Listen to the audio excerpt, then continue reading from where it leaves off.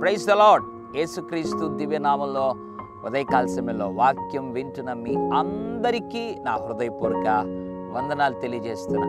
ఏదో తీరని రోగం, ఏదో నీ జీవితంలో తీరనటువంటి రోగం వలన బాధించబడుతున్నావా? ఎంతోమంది వైద్యుల దగ్గరికి వెళ్ళావు, కానీ ఆ వ్యాధి బాగు కావటం లేదు.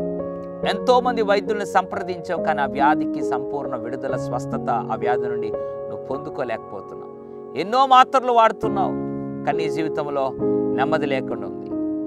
అయితే దేవుడి ఉదయకాల సమయంలో ఒకవేళ అటువంటి వ్యాధిగ్రస్తులై పడకపట్టి బాధపడుతూ, అది ఏ వ్యాధైనా కావచ్చు, what ever the disease maybe, దేవుడి ఉదయకాల సమయంలో ఒక అద్భుతమైనటువంటి మాటను ఇచ్చి మనల్ని స్వస్థపరచాలని కోరుతున్నాడు.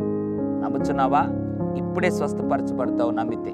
కీర్తన 107:20, ఆయన తన వాక్కును పంపి వారిని బాగు చేసేను. ఎంత అద్భుతమైన మాట. యేసు లోకంలో ఉన్నప్పుడు ఆయన చేత్తో ముట్టి స్వస్థపరిచారు. కొంతమంది ఆయనను ముట్టి బాగుపరచబడ్డారు, స్వస్థత పొందుకున్నారు. అయితే కీర్తన 107:20లో ఒక అద్భుతమైన మాట ఉంది. ఆయన స్వస్థపరిచే విధానాల్లో, బాగు చేసే విధానాల్లో ఒకటి ఏంటంటే, ఆయన తన వాక్కును పంపి వారిని బాగు